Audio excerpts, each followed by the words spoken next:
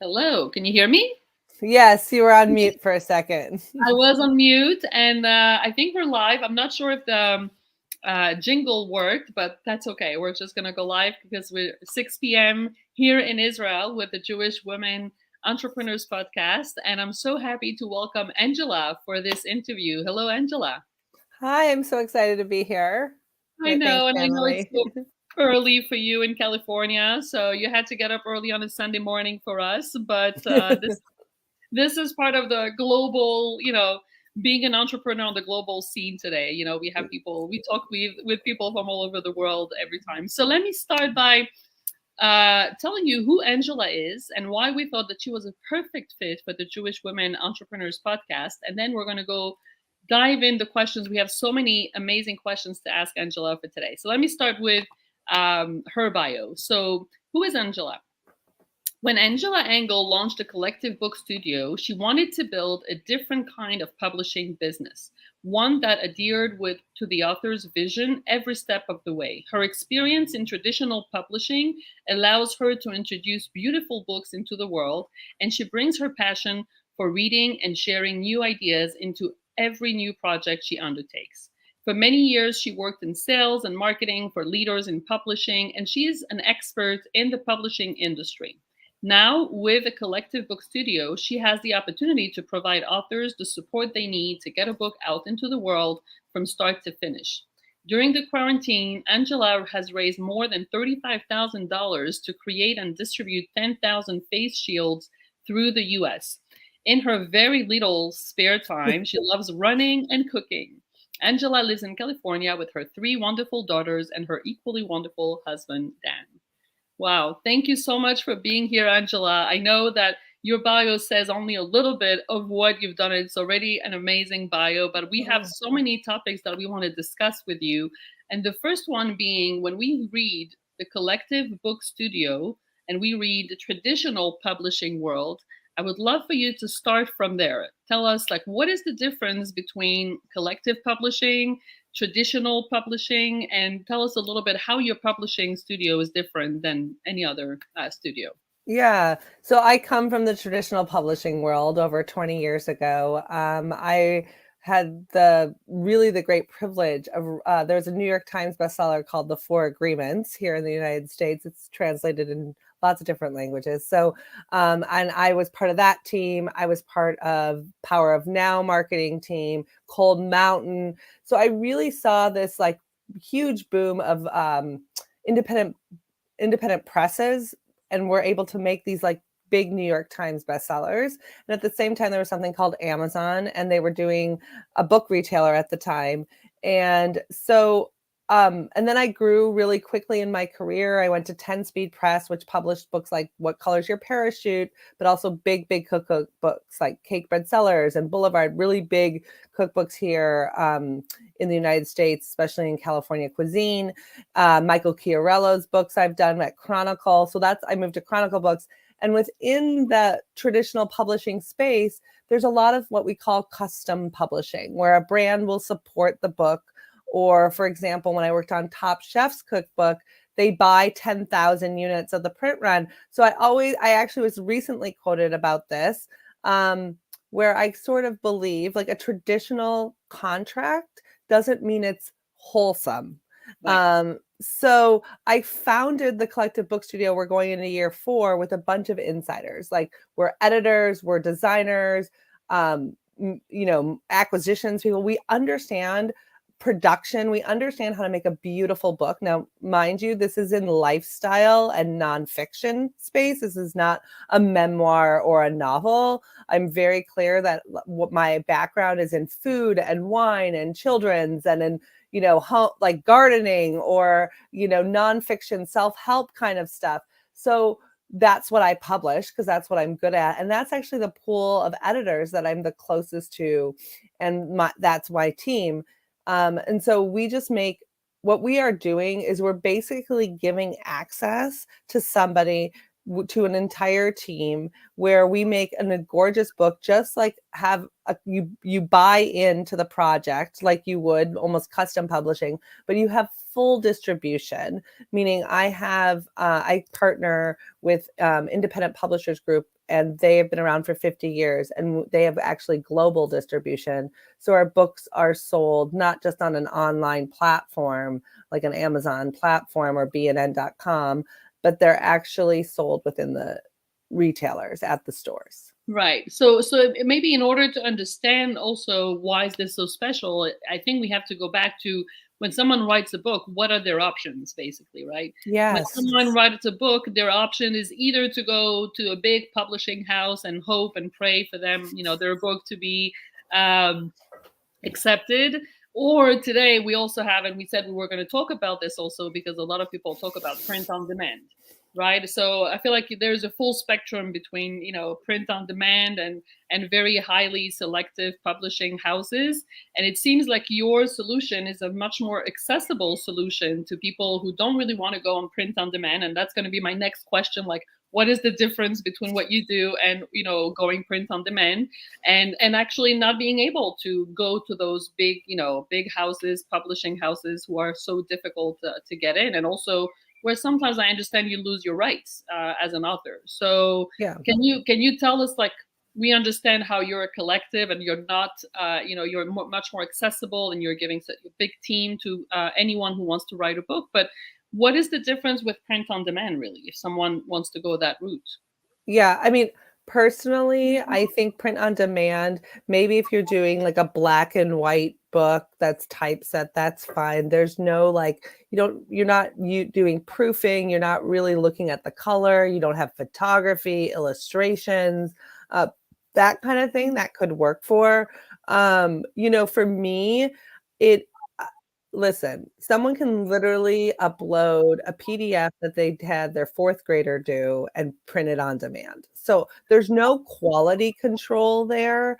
And I feel like if you're going to put your brand forward, minimum, you need to hire not your mom, not your cousin, but literally a qualified editor, someone who understands typography, InDesign, a real book designer. And so there's a lot of things, even when you're thinking of self-publishing or printing on demand, that I believe you should invest in, like you would invest in your business, right? This is a group of women who are entrepreneurs, and they might not want to wait because they're writing a nonfiction book that can go move their business forward, get them talks, allow them to probably give something to clients, like whatever that is, for sure. But you should still invest in the people that are going to make your brand look good, because ultimately it's your name. So the difference, what I do is I really use offset printing. We have real inventory. Don't forget, like, let's say you want to be sold at the Strand in New York. They're actually selling a lot of B is for Bagel. Like every week they're buying B is for Bagel. Every single week I'm seeing reorders. They're not going to store at the Strand 100 copies of B is for Bagel. Imagine if they had to sell 100 copies of every single children's book. That's not possible. Meaning you have to have a warehouse, you have to print inventory, and that it's like asking someone who makes handbags, right? You're not going to print on demand a handbag when you're selling it into Nordstrom's. You almost have to look at your book as a product. Right. Right. I think that this is really important. And this goes also to my next question, which is, if someone who is in the lifestyle business and Mhm. someone who, like you said, has a business where a book can really bring forward their business, can be like a business card or can be like a way for people to get to know them. So it sounds like what you're doing is you're helping them, first of all, edit and publish this book in a very beautiful way, but you're also bringing what most authors usually, from what I know, they hate doing the promotion. They hate doing the distribution, right? So it's not their business, it's not their job. They don't know how to do that. They don't want to do the promotion. And so it sounds like this is what you're doing. You're bringing all of this professional team and the distribution to the table so that they don't have to take care of that. Is that right? Yeah, I mean, my background is sales and marketing and business development in publishing. I actually left for a little bit and did a big baby brand, but I sold, Target, Costco, Wegmans, HEB. These are grocers here in the United States. I mean, you name it. If it has a shopping cart, I've probably sold it. And so I understand like what that kind of takes. And it is a lot of work. I think sometimes people forget when they're always like, well, when we are going to sign with you, what marketing, what ads, what promotions are you going to do?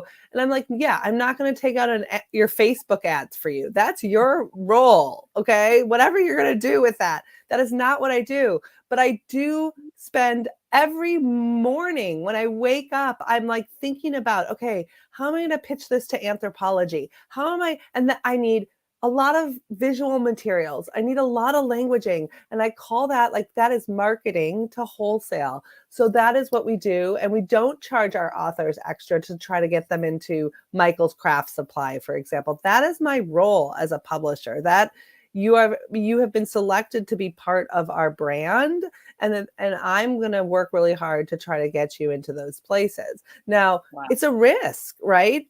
It's always a risk. People want to know what their return is. And I'm always like, listen, making a product is a risk. We don't know what the market is going to be. But if we really work, if you believe in your vision and you're working with experts, I think that we can create something that can really sell. And that is the goal. Wow. Yeah. It sounds really comforting for someone who has no idea how to promote, especially in, like you said, wholesale promotion, not your own individual brand promotion. So, we call the Jewish Women Entrepreneurs, podcast, and we always try to speak about those three topics, right? Leadership in business, speaking about women, and speaking about the Jewish dimension. So we spoke about the business part. And the next thing that I would like to speak about with you is the women part, because I know that you are a female founder, and I know that you believe in having more women founders. And I want to ask you, how do you see in your industry, how are women more and more being founders and CEOs, or are women also more and more writing their own books? Do you see that there is an evolution, or do you still think that we have a lot of work to do in order to bridge the gap and get really women at the forefront of their business and either starting their own publishing company or starting their own business or even publishing their own books? Like, what is your take on where are we standing with women's leadership right now? That's such a great question. So first of all, in the publishing space, traditionally women have had jobs. They're not the highest paying editorial jobs, right? So there is a lot of women colleagues that are editors but are they on the ranks of, for example, I was in sales and business development, that's still very heavily men, right? Because it takes a lot of travel. It's actually where I have three girls. So it's actually where I sort of thought about my own work and my own life and where I wanted to be. I was traveling like every other week with my oldest, who's now 14, when she was a baby.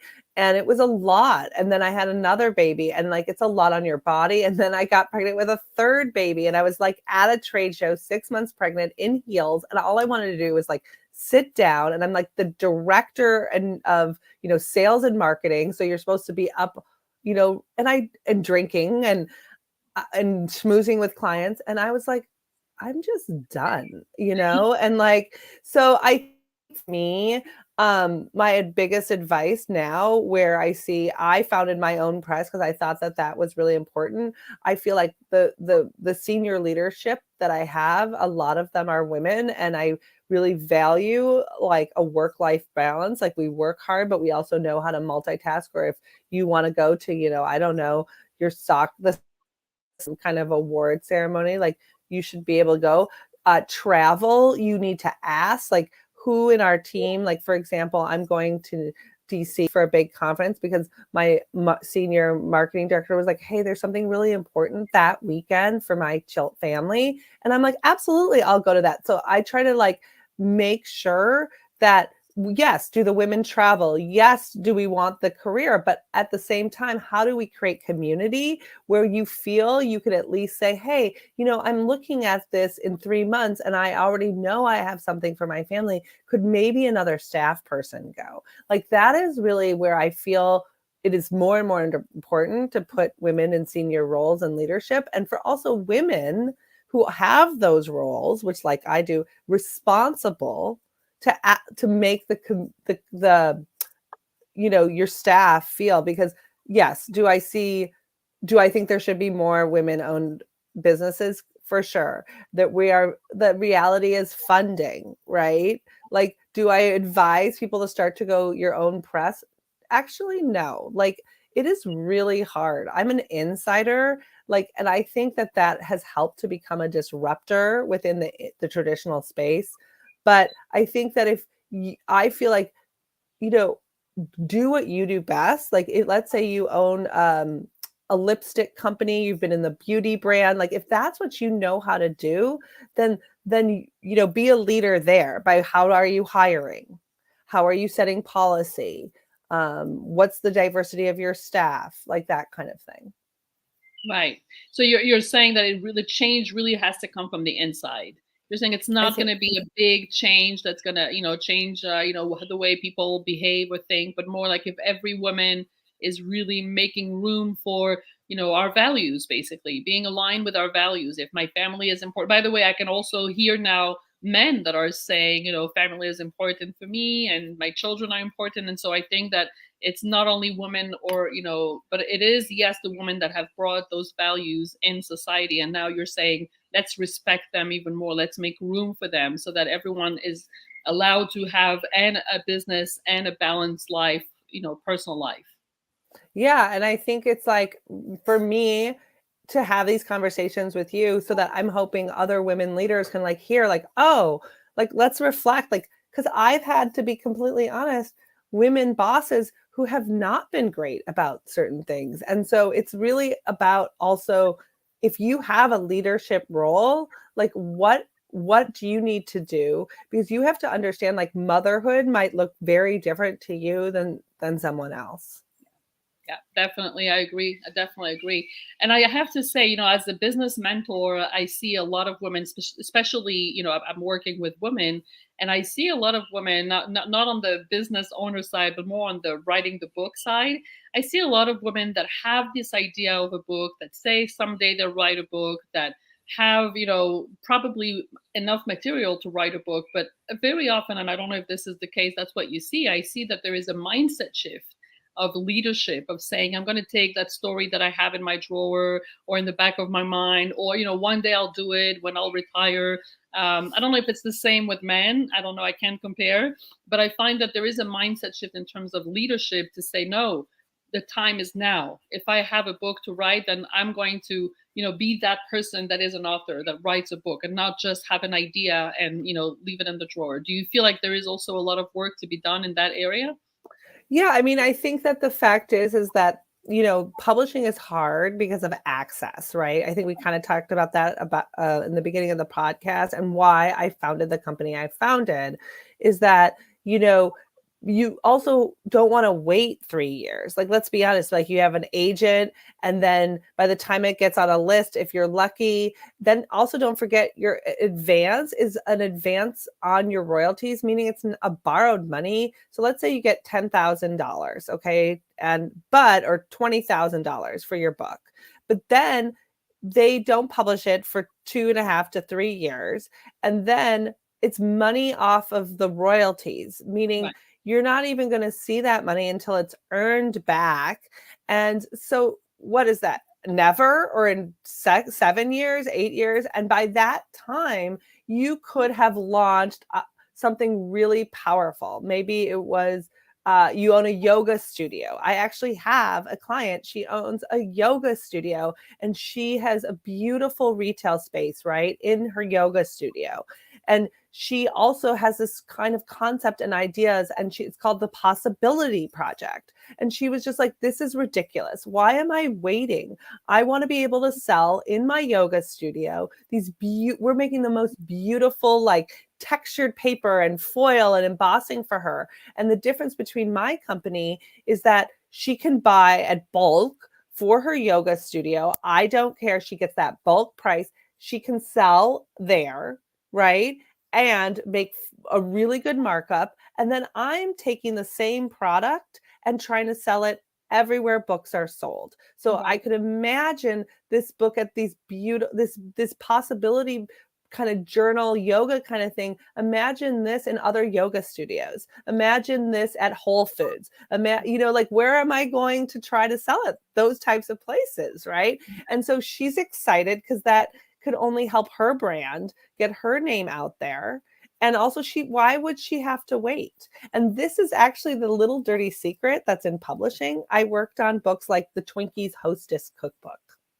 Okay. Twinkies Hostess paid 10 Speed to make that book. I was on the sales team. I got it like everywhere in grocery. It was a great brand move for them. Right. For Yet sure. it looks like it's on traditional publishing. No, they don't need an advance. They wanted a calling card. They wanted everyone to know how you make little weird food with Twinkies, which Right. it was really hilarious and actually sold because people were like, this is funny, a cookbook about Twinkies, cookbooks. So what I'm trying to say to everyone is if you have an idea, what is if it's a reputable, what they call hybrid publishing, Right. with full distribution, they should I'm going to give you the most important thing is that they should have a submissions process and they Okay. should know what type of books they publish. If they are like, oh, we publish everything, we're good at everything, okay, red flag. Right. No one is good at everything. Right. Look for the publishing company that is going to be really aligned with your type of product, with your Totally. industry, and with the result that you want. Like you said, you were very clear from the beginning. You said we're a lifestyle publishing. We're not a memoir. We're not a novel. So it's very clear. If I have a product, or if I lifestyle product, then you would be the person for me. So I think that's really clear. Wow, thank you. That's really helpful. I hope that a lot of people will hear that message and not wait, because like you just described that this is a long process. And so like I said, we like to, in this podcast, to speak about the different aspect. And the last aspect I saved the best for the last, because I really think that this is really fascinating. We spoke about it just before we went live, is the Jewish identity part. We were talking about how is it, me being today a Jewish person slash business owner in the US, with the rise of the anti-Semitism that we all know, unfortunately. And you were sharing with me how you never had an issue with saying that you're, Jewish, but recently it has come up to your attention that you're an activist, you speak and you defend other causes, and you're very, very open about it. And it was weird for you that you couldn't say the same, about being Jewish, and so you decided to really come out and be very clear and be very open in a very, very mainstream publication about how you want to be that, place for Jewish authors, where they can publish their books. And that's how you had to take a new stand, or a new cause, which was a little bit surprising for you. You didn't think that you would have to do that. Can you tell us more about that? Yeah, this is such a personal journey, right? I think entrepreneurship is a personal journey. And just like motherhood, I always say you can't um, take motherhood, I can't divide my work self, my career self, and my motherhood. Like it's all one. And so is my Jewish identity. So, backing up, I am a granddaughter of Holocaust survivors. My mother was born actually the year before Israel became a state. My grandfather fought in the Haganah. He fled very, very early Prussia, because he actually killed a Gestapo. He was very young in the alleyway and fled in the night. And he never actually wanted to leave the state of Israel, but he honestly didn't want to. He had 3 children and he didn't want to lose them, and he didn't want them to go into the army. I mean, I'm going to say that, but that's real for Holocaust survivors. He lost everybody, all 6 siblings, everybody at the camps.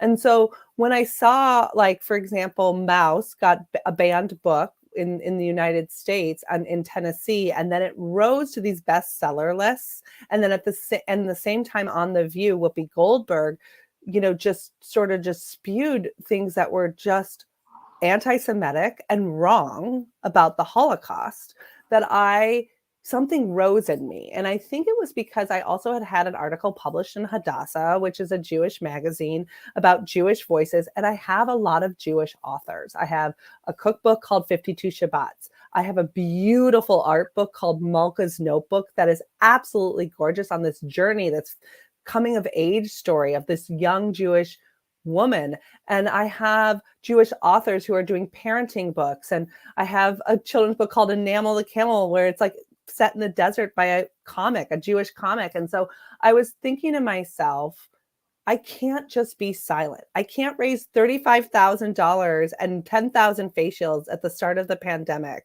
and send them to the Navajo Nation, which is what I did, or send them to the heart of Minneapolis during George Floyd riots. And like, I can't, have a book on my list called Dear White Women by 2 BIPOC authors and address anti-racism and not have this reality that I am from a Jewish culture, that my grandmother, also, she's German Jewish, escaped the Holocaust, and all of her family, they owned stores. Joseph Cohen was my grandfather. All of his stores were destroyed in Kristallnacht. Like, I cannot downplay this. So I actually approached Publishers Weekly, which is a weekly magazine in the industry, mainstream. And I said, hey, I'd like to write an op-ed, and this is why. And I actually put myself out there saying I'm a granddaughter of Holocaust survivors, and I can't have this all talked about. And within 10 minutes, the head editor of Publishers Weekly said, you got a week. Absolutely, we will publish this, and gave me the amount of words. Like, it took, and honestly, as everyone knows on this, it does, like, we will send ideas to reporters all the time and it's like crickets. So I was like, oh my God, like within 10 minutes, Jim wrote me back and was like, absolutely write it. And so then when I was writing it, this is sort of the question to everyone on this show listening to me. I actually did not even I actually wrote this. I talk all the time about being Jewish owned, I mean, not Jewish owned, women owned, right? And an activist and women voices. And I have a lot of nonfiction books on my list on parenting and motherhood. However, I don't say I'm Jewish woman owned. And so I really came out into the industry in the hope of this, that I'm a safe person to submit their work to if it's a Jewish story, if it's Jewish content, and you can't divide all of that of yourself, right? I want to be known for that. I also want to be known that it isn't okay for like a mainstream TV show like The View to say things that are completely anti-Semitic. And if you're going to buy a banned book like Mouse, and you're not going to talk about the fact that there's a rise in anti-Semitism, you're not doing anything. The book is not actually then what? You're going to put it on your bookshelf? I'm asking people to think about, how are you doing something different? Are you buying our 52 Shabbats and learning about Jewish food? And actually talking and to somebody that you know that's Jewish, maybe be asked to be invited to their sukkah, to their Hanukkah party, like actually get to know your Jewish neighbor, maybe have a hard talk about what it feels like. Because I talk about this, it's like, we still in the United States, every Jewish holiday, right? The high holidays have security guards right in front of our synagogues. We're worried about a bombing. Is that really normal?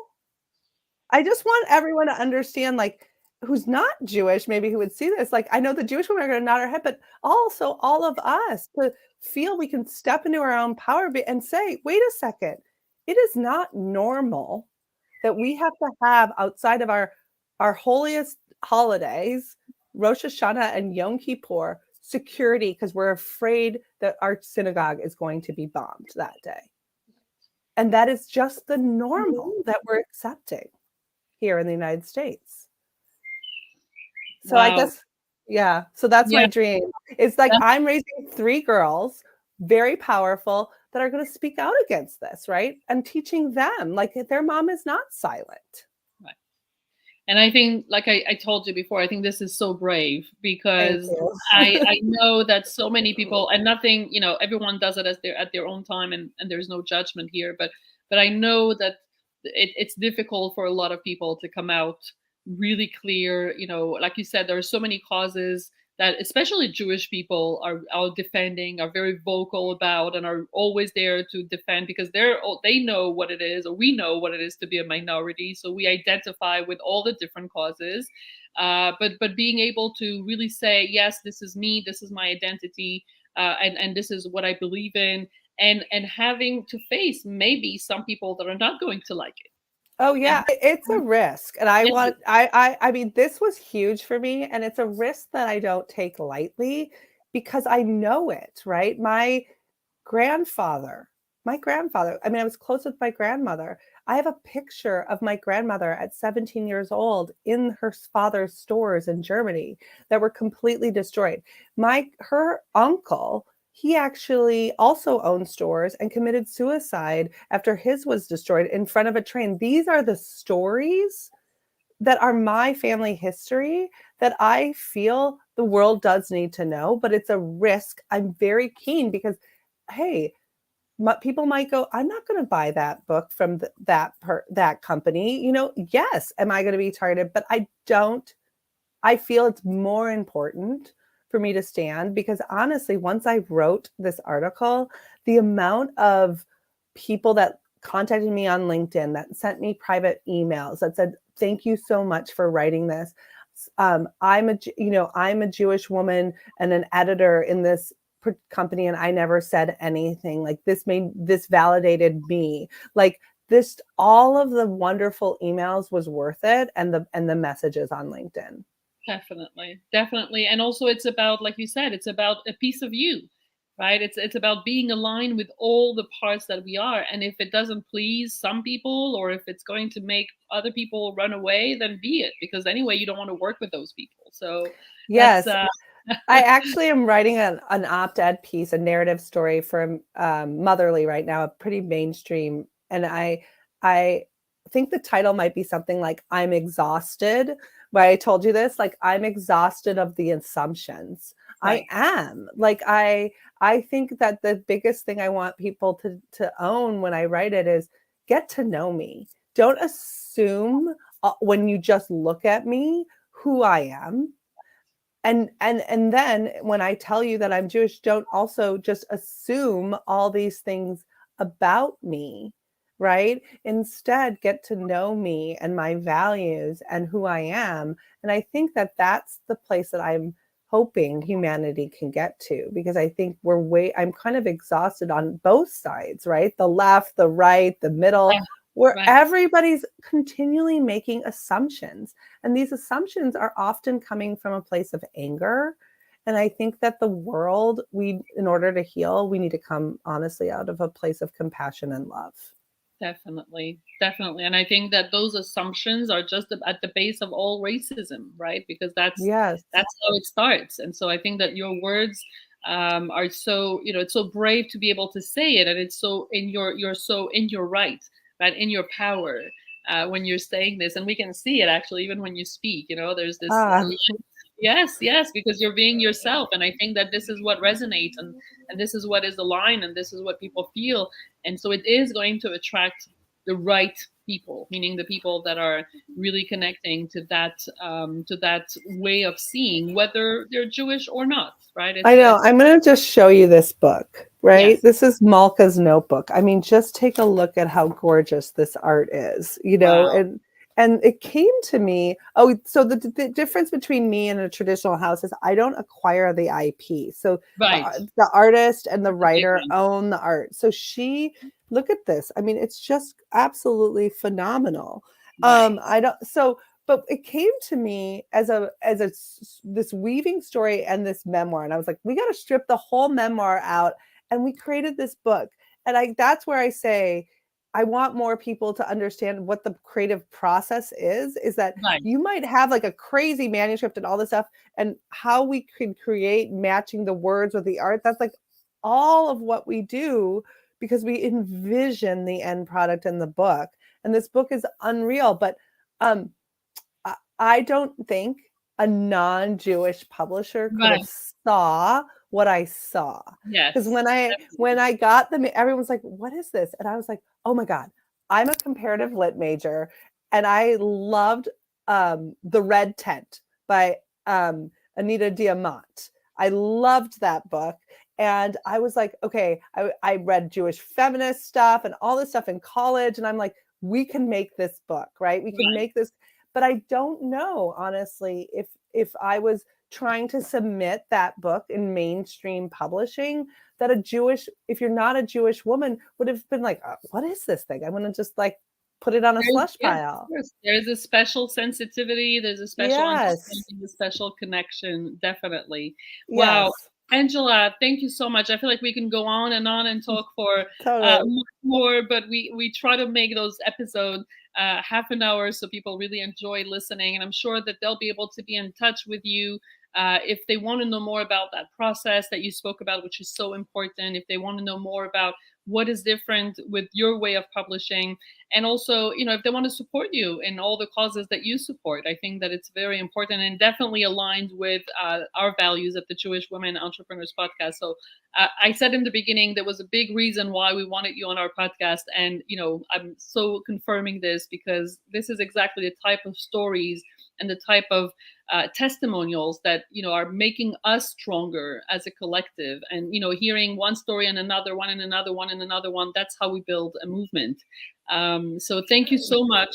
Thank you. I totally agree. And that's why I showed like I do think like when you submit, like we see the world differently as Jewish women. So like that's why I showed like I can see it. I can see the end product differently just because of my own uniqueness of being Jewish, right? Definitely, Like, so definitely. thank you. Thank Thank you, you. Angela. Thank you so much.